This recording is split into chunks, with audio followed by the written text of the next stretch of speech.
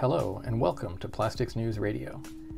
This episode is one of a series we recorded on location from the negotiations for a global plastics treaty in Paris. I'm Steve Tolikin, your host, and a journalist at Plastics News. We went to the talks because this treaty could have a big impact on how we manufacture plastics, how we use it, and ultimately how we deal with its pollution. Over the next 18 months, diplomats from more than 150 countries will try to reach an agreement. In Paris, I talked with both industry and environmental groups about what they want. In this episode, we hear from Joshua Baca. At the time of the interview, Joshua was Vice President of Plastics at the American Chemistry Council, but he's since left ACC. Still, we decided to broadcast the interview because it offers the resin industry's viewpoint. Joshua talks about how an agreement could accelerate what he calls the industry's generational transition away from a linear business model. We're here with Joshua Baca, the Vice President of Plastics at the American Chemistry Council, where he leads their plastics efforts. Joshua has a long Washington background working for the American Beverage Association, running advocacy campaigns for public affairs firms in D.C., and working on Mitt Romney's 2012 presidential campaign as National Coalition's Director. Joshua, thanks for joining us on the podcast. Thank you, Steve, and good morning, and very much thank you for having me today. Let's start with, can you briefly introduce ACC's plastics division and tell us what your goals are for this round of the treaty talks and the agreement in general? Yep. ACC's plastics division represents America's plastic makers. They are the chemists and the scientists and the engineers who really work daily to make modern life possible by innovating and bringing to the market materials, technologies, and solutions to solve some of the biggest challenges we have. Our core focus writ large is this global agreement is a really important inflection point for our industry, because what we have been working on is really a massive generational transition of our industry, moving a largely linear business model to something much more circular. And in the context of these talks, we think that could have a very powerful acceleration of that work. And so when we look at what we hope to accomplish here, we hope to accomplish very robust efforts that focus around an agreement that is equitable for all countries, that is practical, that is implementable, and really does what it should do, which is unleash the power of innovation to continue to advance circularity around the globe. Okay. So you talk about the having a powerful agreement that unleashes the industry. What are the elements that you see in an agreement like this that would do that? Yeah, well, I mean, there's still a lot to be discussed, first off, in definitely. regards to the agreement. But there are some very powerful elements that I think are really important for us to focus on. One is, when we think about circularity in general, one of the key things for us is to ensure that we have proper systems for everyday people to recycle the products that they buy and consume. We need to have systems to make sure that those are processed and sorted. And we need to make sure that there's a commitment to ensure that all types of plastic packaging in particular have the ability to get recycled. So I say that as the first thing is there's 3 billion people across the world today who lack equitable access to waste management. And that's a problem, right? I mean, if we're really being honest with ourselves, this is a major barrier in us accelerating circularity. But what I think is also really important here is we're also doing our part. You have heard me talk a lot about some of the investments we've done domestically. In prepping for these negotiations, we've been working with our companies all over the globe. $16 billion of announced investments over the last handful of years. I heard one stat yesterday that when we started pre-pandemic really making this transition, we were tracking about $1 billion. That's now nearly or over $16 billion. Because I think it shows the commitment what the industry is doing. And it's pretty simple. We need to modernize existing technologies. We need to bring new technologies to market. We need more public-private partnerships and collaboration across the value chain generally to accelerate some of these commitments. Okay. Regarding the recycling situation in the United States and the need to make improvements there, I think we were both at a conference in March where one of the lead U.S. negotiators for this treaty, Monica Medina, although she's since left the State Department, but she commented that the plastic recycling situation in the United States is abysmal. Is that a fair statement? I think that's a pretty fair statement. I mean, I think I think it's really important to remember what Monica was saying, and I think she did a phenomenal job, by the way, in positioning the U.S. to have such a strong voice in these overall negotiations. But the systems today in the U.S. that govern recycling are pretty broken. There are 9,000 recycling jurisdictions that do 9,000 different things. It's easier today to landfill and incinerate material than it is to recycle. The process is confusing. And so when I really think was what Monica said, which I thought was the most powerful thing that she said through these whole negotiations, is we're throwing all these labels. There's high ambition and there's this and there's that. She said the U.S. also has very high ambitions, and I firmly agree with that. And I think the thing that is really important is that when we look at what America's plastic makers can do, we think that the U.S. and North America generally should become the epicenter for circularity, where we manufacture plastic products efficiently with the lowest carbon footprint, that we've put in place systems and models to collect, sort, and process material, and that we use that material that is collected to be repurposed into new products. And I think you take that plus the significant feedstock advantage we already have in the United States, couple that with new and emerging feedstocks from waste plastic, from bio, we're going to live in a world where the U.S. could be the model. And so when we think about these efforts, while the systems in the U.S. aren't perfect, they're a lot better than a lot of other places in the world. And we think when it's all said and done, and we look back on this, which is something that's pretty humbling in my perspective, something I could get through this in my career, we could have really reset the trajectory and made the U.S. the model for the world. And I think you're going to see that play out in the context of these talks. Okay, we're here on day 3 of a 5-day scheduled session, and we've gotten off to kind of a rocky start. Yeah, there's been some procedural fights. Makes Congress look functional, right? And there's a lot of some of the NGOs have said that these procedural fights are really over the issue of virgin resin production caps. Are they correct? Do you think that virgin resin production caps will be a sticking point in these negotiations? I say that because there are different visions of the treaty that are being expressed here. There's a vision of the treaty that it should stay focused on plastic pollution in the environment. It seems to coincide more with the ACC's vision. There's a vision of the treaty expressed by groups you were alluding to, the High Ambition Coalition of Countries, and this Global Business Coalition for Global Plastics Treaty, which has used language like, they would like to see some restraint on virgin resin production growth, among other topics. So are there competing visions of the treaty here? And do you see this virgin resin production cap issue as a significant stumbling block in the negotiations? Yeah, so 3 things there. So the first off around where we are in regards to the talks and whether caps on production are the issue, the High Ambition Coalition and the Business Coalition. Overall, where we are today in this is that a lot of work remains in regards to the procedural aspects that are going to govern the talks of these negotiations. And I think what you're hearing countries raise up and speak, and I have been directly on the floor and I've been directly interacting with a lot of the delegations that are there, is I think that folks are raising concerns with the context that we need to make sure that we carefully craft an agreement that doesn't have unintended consequences, and that every country has an opportunity to raise their voice on concerns they have.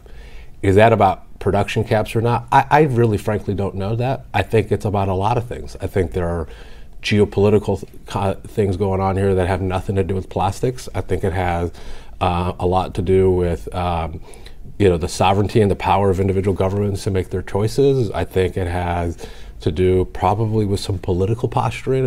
At the end of the day, we live in a political world where governments are subject to politics. So, I think there's a lot of reasons to why that is the case, but I think what we hopefully see this morning when we reconvene is a path forward that shows that there's going to be an inclusive process for all governments, and that we actually get to some of the substantive work. I think on the business coalition in general, we've had a ton of dialogue with them. I know many of those folks in those companies. We interact with them on a daily basis. I don't really think we're that far off in what we're saying. As an industry, we think that the first most important thing is that it should accelerate circularity. And in the process of circularity, that means sustainable consumption. It means designing products that are made to be remade. It means finding ways to ensure 3 billion people have access to equitable waste management. If we put in place the models for circularity and we're making that transition, a natural occurrence probably will be less virgin plastic in plastic products. That is very different than a global regulatory scheme that basically ties countries' arms behind their backs and dictate what they can do. And so I don't think that's, I actually don't think we're that far off in regards to saying that. I think in regards to the High Ambition Coalition, I think it's really important to know that we as an industry also have very high ambition. And I think a lot of countries who are not part of the High Ambition Coalition equally have high ambition. And I think they have high ambitions to ensure that they have clean water, clean energy, access to clean food, that there are things taken into consideration that are unique to their own national circumstances. I've spoken to you a little bit about our industry's high ambitions. So I think at the end of the day, these labels will probably make for good marketing campaigns, but I really want us to dive into the substance of what we're doing. And when I think we dive into the substance, there's going to be a clear understanding, and my hope, about the direction where these should take, where it really focuses on the issue of plastic pollution, which is why we're here and why this whole process began, versus restraining plastic production, which I think are two very different things. Okay, regarding some of the specifics that might help to get us there, there's been some pre-negotiation events, some public events, and at one on Friday, a minister from the United Kingdom talked about that country's tax on plastic packaging that's less than, I think it's 30% recycled content. Coming out of the treaty, is that a policy direction that governments will be going in? I think coming out of at least this round of negotiation, the hope is that there's what will be called the acceleration or the development of a zero draft. And that zero draft is going to put every option on the table. And it's not an endorsement of any one policy, but it's really to give negotiators a framework around all the topics that they should debate. My guess is there will be a lot of hype around what that means and what that doesn't mean. I think that's actually the beginning of the substantive piece here. So do I think a global tax is on the table? Yeah, I think some countries are absolutely advocating for it. But is that even implementable? Is it equitable? Is it practical? I mean, think about those three things. Who would administer such a thing? Who would oversee the money? How would we ensure the money goes back into appropriate waste management, capacity building, circularity? So I think at the end of the day, if countries individually want to decide to do that, they should do that. I generally believe, and I think the American Chemistry Council and America's plastic makers have argued, that a tax does not solve the problem, that it probably results in impacting people who can least afford it, and it's going to slow the work that's happening on more sustainable issues, on clean water, electric vehicles, modern home insulation, which would be extremely problematic. One of the elements that I think is on the industry's sort of technology agenda for this, for plastics recycling, is advanced recycling, or chemical recycling, as some call it. How do you see that issue playing out in the treaty? So it's an interesting topic, and I've actually have been really intrigued by the conversations that we've had on the issue of chemical or advanced recycling. I think that if I were, you read a lot of hype around chemical recycling today, and sometimes the way it could be portrayed by NGOs, you would think that the world is falling apart if an agreement ever does that. But I would argue that in taking you into the room and some of the conversations I've had with actual negotiating delegations, there is a broad recognition today that existing technologies don't really solve the problem. I was in a meeting yesterday with one government that talked about the challenges that they have in an agreement to provide food-grade, medical quality recycled material, and the limits that come from mechanical recycling to do that.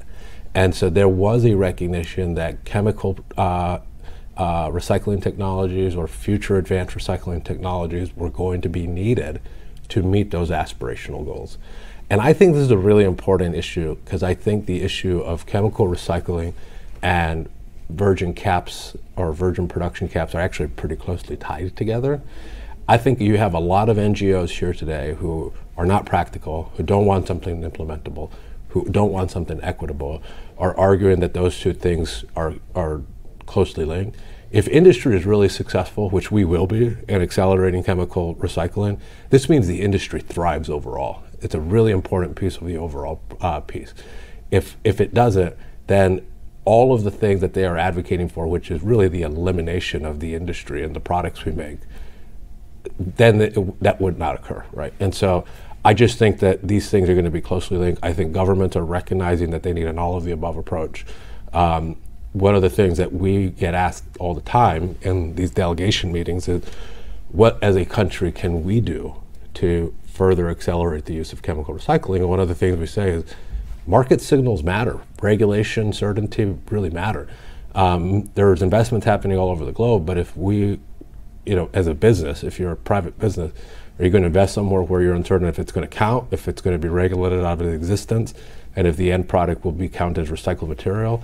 Those are certainties that are going to be needed. I think it really boils back down to the importance of having a country-driven approach to deal with these matters. Okay.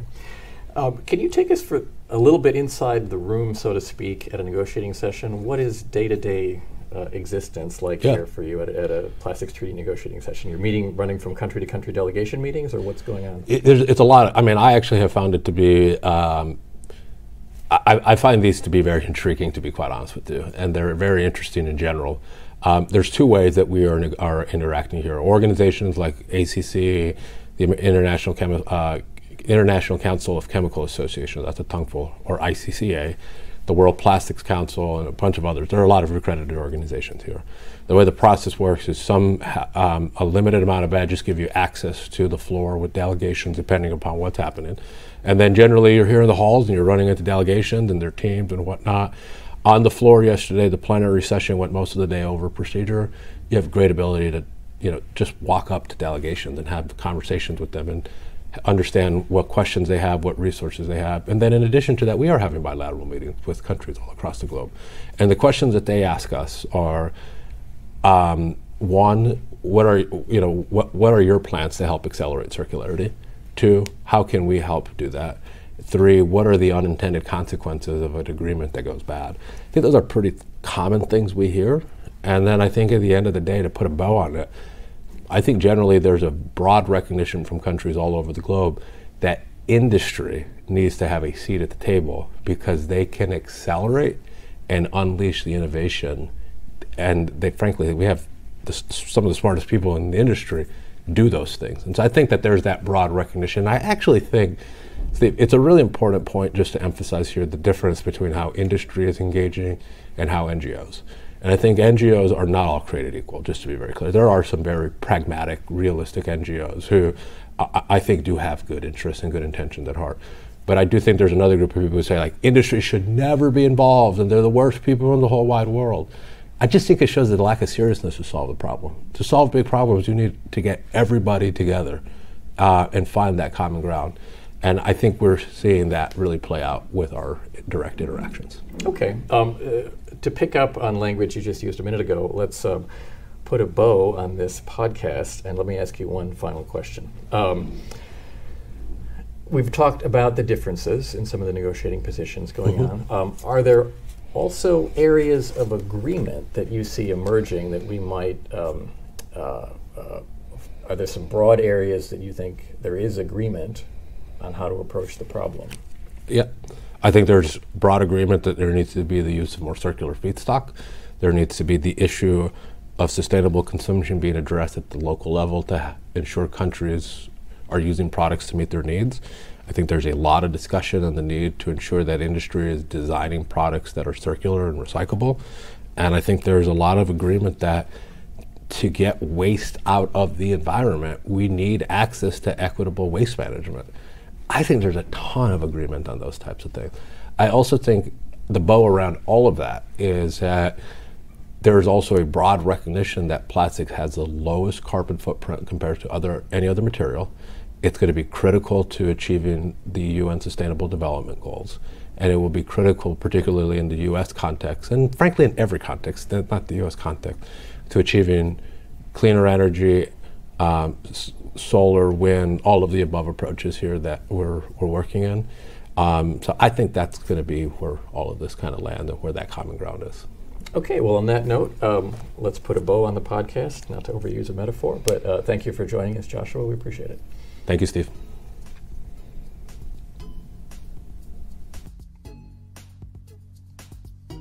This has been a Plastics News production. For more on the Global Plastics Treaty and other stories on plastics public policy matters, visit us at plasticsnews.com. And thanks for listening.